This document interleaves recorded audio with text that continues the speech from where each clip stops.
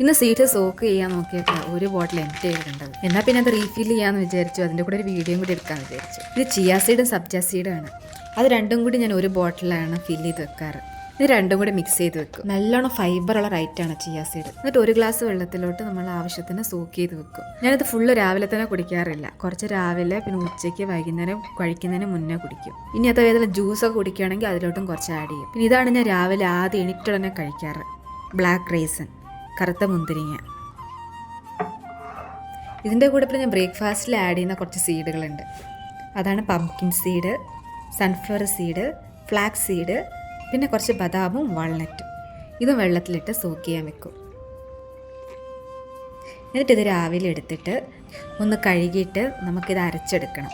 ഈ സീഡുകളൊക്കെ നമ്മൾ ബ്രേക്ക്ഫാസ്റ്റിൽ ഇൻക്ലൂഡ് ചെയ്ത ഒരുപാട് ബെനിഫിറ്റ്സ് ഉണ്ട് കേട്ടോ. omega-3 ഫാറ്റി ആസിഡ് ഇൻക്ലൂഡ് ആയ സാധനമാണ് ഫ്ലാക്സ് സീഡ്. അതുപോലെ പംകിൻ സീഡിൽ മാഗ്നീഷ്യം, സിങ്ക്, അതുപോലെ സൺഫ്ലവർ സീഡിൽ വിറ്റാമിൻ ഇ ഒക്കെ ഇൻക്ലൂഡഡ് ആണ്. നമ്മൾ വെറും ദോശയാക്കുന്ന സമയത്ത് ഇങ്ങനത്തെ എന്തെങ്കിലുമൊക്കെ അരച്ച് അതിൻ്റെ കൂടെ ഇട്ട് കഴിഞ്ഞാൽ ടേസ്റ്റും കൂടും, അതിൻ്റെ കൂടെ ഹെൽത്തി ആയിരിക്കും. പിന്നെ ദോശയുടെ കൂടെ നെയ്യ് മസ്റ്റാണ്.